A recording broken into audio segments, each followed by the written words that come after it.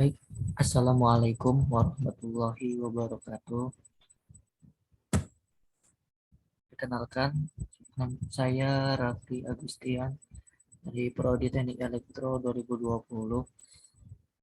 Sini saya akan menjelaskan tentang tugas kecerdasan buatan, yaitu tentang ID3 yang ID3 Titanic yang diambil dari situs Kaggle. Langkah yang pertama yaitu mempersiapkan dataset Titanic. Kita di sini perlu mengimpor beberapa, yaitu import numpyas, import panda, import re, dan sebagainya. Sini kita juga perlu menebak apakah individu-individu dari kumpulan data tes selamat atau tidak. Tetapi untuk tujuan saat ini, saya juga akan mencari tahu apa yang dapat diberitahukan oleh data tentang kapal kerap dengan bantuan pohon klasifikasi. Di sini saya akan memuat data dan mendapatkan gambaran umum. Kemudian, di sini kita dapat melihat bahwa kumpulan data ini memerlukan beberapa perlakuan. Ada kelas survive yang sudah dalam format biner sehingga tidak diperlukan pemformatan tambahan.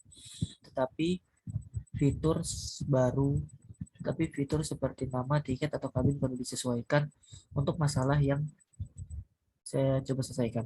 Dan ini juga dapat merekayasa beberapa fitur baru dengan menggabungkan atau mengkelompokkan kembali yang sudah ada. Pekerjaan tambahan ini jadi hanya menggunakan satu pendekatan terbaik di dalam sini. Ini ada codingannya, data-data sheetnya, kemudian visualisasi proses data.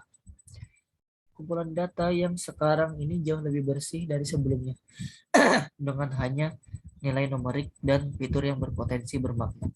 Sekarang yang menjelajahi hubungan antara variabel dengan memplot korelasi Pearson antara semua atribut dalam dataset yang kita punya. Di sini ada peta Pearson correlation. Peta panas ini sangat berguna sebagai pengamatan awal karena kita dapat dengan mudah mendapatkan gambaran tentang nilai prediktif dari setiap fitur. Dalam hal ini, jenis kelamin dan judul menunjukkan korelasi tertinggi secara absolut dengan kelas masing-masing 0,54 dan 0,49. Tapi korelasi absolut antara keduanya juga sangat tinggi, yaitu 0,86, tertinggi dalam kumpulan data yang dipunya. Jadi, mereka mungkin membawa informasi yang sama dan menggunakan keduanya sebagai input model yang sama bukanlah ide yang baik. Kemungkinan besar salah satunya akan digunakan untuk simpul pertama di pohon keputusan akhir. Jadi, mari jelajahi lebih lanjut fitur-fitur ini dan membandingkannya. Sini ada title versus jenis kelamin. Fitur atau versus jenis kelamin, di sini kita bisa dengan mudah membandingkan fitur dan hubungannya dengan kelas dengan mengelompokkannya dan menghitung beberapa statistik dasar untuk setiap grup. Kode ini melakukan hal ini dalam satu baris dan menjelaskan arti setiap metrik saat bekerja dengan kelas biner. Sini ada tabel yang menunjukkan data bahwa lebih sedikit dengan judul tuan yang bertahan yaitu dengan 15,67% dibandingkan pria pada umumnya yaitu 18,89%. Oleh karena itu, judul tampaknya lebih berguna daripada jenis kelamin untuk tujuan ini, mungkin karena judul secara implisit menyertakan informasi tentang jenis kelamin dalam banyak kasus. Untuk memverifikasi ini, kita dapat menggunakan salinan yang kita buat dari data pelatihan asli tanpa pemetaan dan pemeriksaan distribusi jenis kelamin yang dikelompokkan berdasarkan judul. Nah, di sini ada kita menemukan bahwa Untuk satu pengamatan betina dengan gelar dokter, semua pengamatan untuk judul tertentu memiliki jenis kelamin yang sama. Oleh karena itu, fitur judul menangkap semua informasi yang ada di jenis kelamin. Selain itu, judul mungkin lebih berharga untuk tugas dengan menangkap karakteristik lain dari individu seperti usia, kelas sosial, dan kepribadian.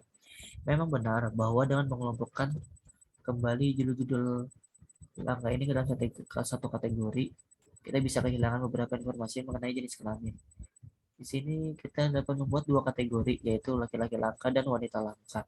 Tetapi pemisahannya hampir tidak berarti karena kemunculan langka itu 2,6% dari 2,6%. Artinya yaitu dari 890 sampel ada 23 sampel. Berkat analisis mendalam dari fitur jenis kelamin ini dan titel, kita telah melihat bahwa korelasi fitur jenis kelamin dengan kelas survive lebih tinggi. Titel adalah fitur yang lebih tinggi karena membawa informasi jenis kelamin tetapi juga mendapatkan karakteristik lain. Oleh karena itu, di sini sangat mungkin titel akan menjadi fitur pertama di pohon keputusan akhir, membuat jenis kelamin tidak terlalu berguna setelah pemisahan ini. Ini ada gini impurity.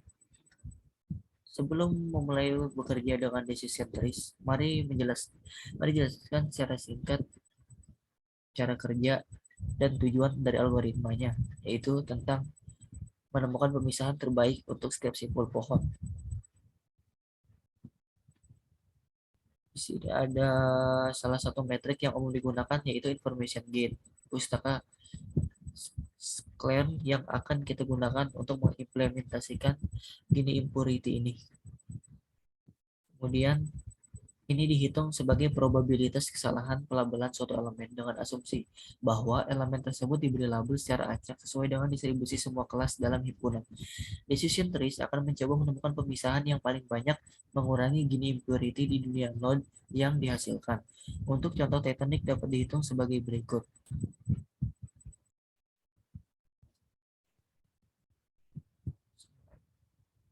Ini ada hitungannya, calculate. Setelah itu, gunakan fitur jenis kelamin dan judul sebagai contoh dan hitung beberapa banyak setiap pemisahan akan mengurangi gini impurity ketimbang secara keseluruhan. Yang pertama kita perlu menghitung gini impurity dari not awal termasuk semua sampel yaitu 891 sampel dalam dataset kita. Karena hanya 342 pengamatan yang selamat, maka kemungkinan bertahan hidup adalah sekitar 38,38% atau hanya 342 dari 891 sampel. Sini sekarang akan mensimulasikan kedua pemisahan, menghitung ketidakmurnian dari simpul yang dihasilkan, dan kemudian mendapatkan ini impurity tertimbang setelah pemisahan untuk mengukur seberapa banyak setiap pemisahan sebenarnya telah mengurangi ketidakmurnian. Jika kita membagi berdasarkan jenis kelamin, kita akan memiliki dua node. Yang pertama node Whitman, yaitu dengan 577 observasi dengan total yang selamat hanya 109. Yang kedua ada node with woman, yaitu 314 observasi dengan 233 yang selamat. Jika jika membagi dengan titel yaitu Mister, kita akan memiliki dua node. Node yang pertama node dengan hanya simpul dengan hanya titel Mister yaitu 517 observasi dengan 81 yang selamat, atau dengan titel yang lainnya 374 observasi dengan 261 yang selamat.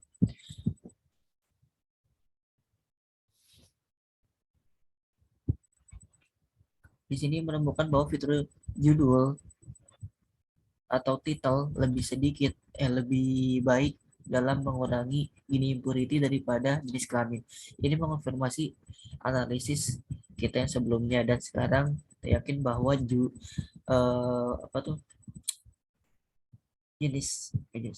titel akan digunakan untuk pemisahan pertama. Jenis kelamin itu akan diabaikan karena informasinya sudah termasuk di dalam fitur titel yang tadi. Ini ada kemudian ada finding best true depth width. the help of cross validation. Setelah menjelajahi data, di sini kita akan menemukan banyak data yang relevan untuk poin keputusan ini. Ini adalah poin penting untuk setiap proyek ilmu data. Karena terlalu banyak data kereta dapat dengan mudah menghasilkan relasi model yang buruk. Overfitting disesuaikan secara berlebihan dengan data, yaitu merupakan alasan umum. Dalam kasus lain, terlalu banyak data juga dapat menyembunyikan hubungan yang bermakna baik karena mereka berkembang seiring waktu atau karena fitur yang sangat berkorelasi mencegah model menangkap dengan benar-benar nilai masing-masing pohon putusan. Ada parameter max_def, yaitu untuk menentukan jumlah maksimum atribut yang akan digunakan model untuk setiap prediksi. Sini ada cara yang terbaik untuk menemukan nilai terbaik dengan metode yang kuat seperti validasi silang. Kemudian validasi silang ini validasi model yang membagi set data pelatihan dalam jumlah lipatan tertentu. Hal ini memungkinkan algoritma untuk dilatih dan diuji dengan semua data yang tersedia di semua lipatan. Kelemahan utama validasi silang itu memerlukan model untuk dilatih setiap lipatannya, sehingga biaya komputasinya bisa sangat tinggi untuk model yang kompleks atau kumpulan data yang besar dan banyak.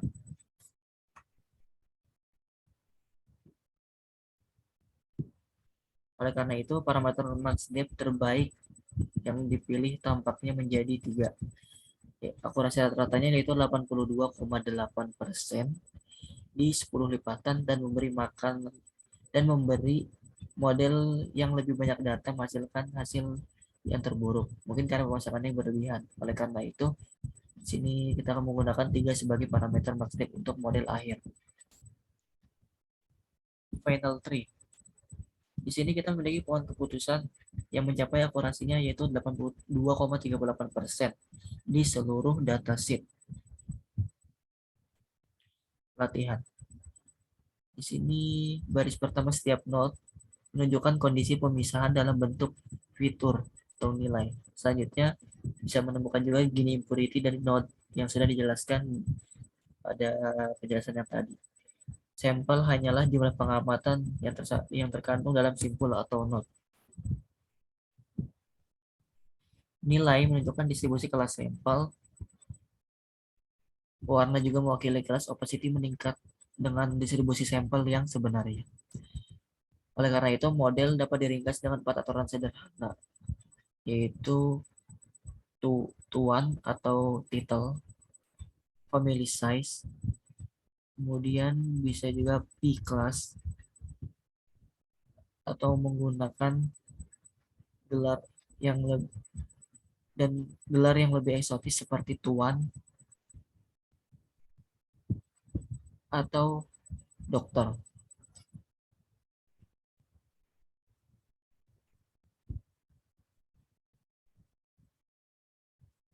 Nah, di sini ada tabel, ada decision tree-nya tentang judul atau titel mister tersebut. Berkat aturan ini dapat disimpulkan bahwa beberapa wawasan tentang kapal karam tampaknya tuan telah menghormati gelar mereka dan mengorbankan diri mereka demi wanita dan pria dengan gelar yang lebih eksotis seperti tuan atau dokter. Kita juga dapat mencatat bahwa keluarga yang lebih kecil memiliki peluang yang lebih baik untuk bertahan hidup. Mungkin karena keluarga yang lebih besar mencoba untuk tetap bersatu atau mencari anggota yang hilang, dan karena itu tidak memiliki tempat tersisa di sekoci. Akhirnya, kita dapat mengamati bahwa penumpang kelas 3 juga memiliki peluang yang lebih kecil untuk bertahan hidup, sehingga kemungkinan penumpang dari kelas sosial atas mendapat hak istimewa, atau kabin kelas 3 mungkin berada lebih jauh dari sekoci. Mungkin sekian penjelasan dari saya tentang Titanic yang datanya diambil dari Kaggle untuk ID3 Decision Tree. Kurang lebihnya saya mohon maaf. Saya akhiri. Assalamualaikum warahmatullahi wabarakatuh. Selamat malam.